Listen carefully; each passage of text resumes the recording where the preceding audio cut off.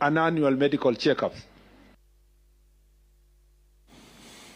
Tuelekee kaunti namba 44 ambapo familia moja katika eneo la Isebania huko Migori inalilia haki baada ya mwana wao kupoteza maisha katika hali isiyoeleweka. Familia ya Marco Maronya Chacha, kijana mwenye umri wa miaka 18, inaeleza kuwa kifo cha mwana wao kimezua taharuki miongoni mwa wenyeji. Mwili wake ulipatikana kando ya barabara.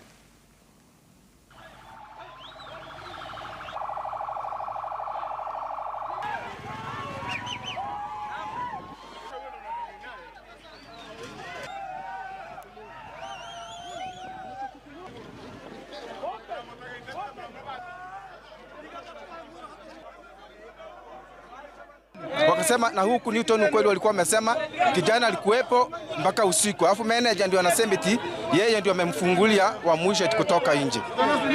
Lakini sasa sisi tukao tumerudi pale kituoni ndani. Tumeongea na OCS. Tumemwambia madam, sisi kuna taarifa tayari tuko nayo kama huyu kijana alikuwa na wasichana wengine na kule Newton.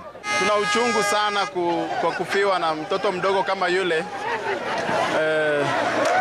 Tumepata taarifa leo asubuhi. Kwa hiyo mimi ninachoomba, yani kulingana na hata upelelezi, yani kulingana tu na kuangalia mwenyewe, hata kuangalia kwa kawaida, unaweza kuona yule mtu ameuawa alafu akaegeshwa kwenye hayo maeneo.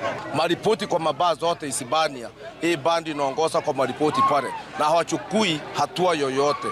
Huwa kila siku vita hapa, mara kwa mara watu wanakatana, vita iko nini, maripoti kwa hapo kwa OCS. Tunaomba tu serikali waangalie au OCS wa Isebania achunguze sana hii baa.